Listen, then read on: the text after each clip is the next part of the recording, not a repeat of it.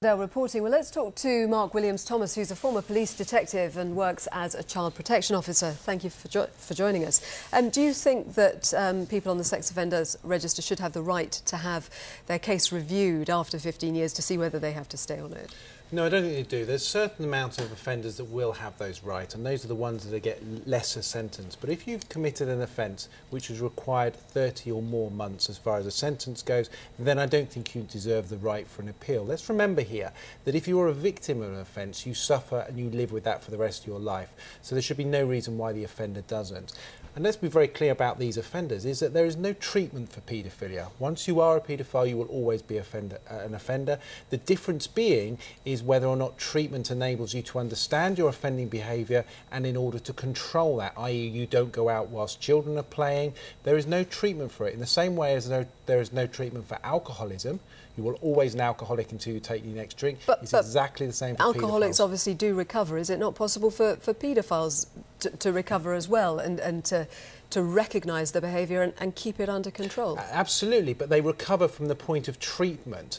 They were always potentially going to take another drink and become an alcoholic again, and they will always say that next drink puts me back on the road. In exactly the same way as an offender who has a sexual interest in children, that desire will always be there, but they have the ability to control it through treatment, and some will control it and some won't be able to control it. But if somebody is controlling it, somebody has turned their life around, they have effectively been rehabilitated, but being on the sex offenders register is curbing their ability to actually go off and enjoy family trips abroad, do other things that other people in society enjoy. Shouldn't they have that right to have their name on the sex offenders register at the very least looked at? No, I don't think they should. And let's be very clear, being on the sex offenders register is not an onerous task. It isn't a national register that exists. You have to register with your local police force. It's a matter of legislation requirement.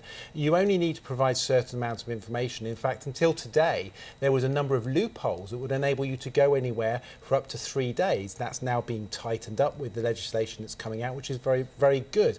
But it isn't an onerous task. If you're on a sex offenders register, you can still go about your daily life. Let's be very clear about why they're on it. They're on it because they've committed a very serious sexual offence against a child or against an adult, and that has put them on the register. So if it restricts them from going about daily family life, well, so be it. They've committed that offence in the first place and they have to live from what they've done in the past. In reality, would you expect actually many sex offenders to actually be successful in getting their name off the list, because obviously there are going to be pretty tight restrictions and police will be making the judgment at the end of the day? And I think that's really key, because of course this morning we had the headlines to say all these paedophiles were going to be unable to appeal. The bottom line is very few will. The decision will sit with the police will do their assessment, and having done their assessment, I will doubt very few, very, very few will be in a position where they will be successful in their appeal and they will be able to be removed from it. The large majority will be considered by the local police, by the MAPA organisation, which is the multi-agency public protection. They'll look at it and go,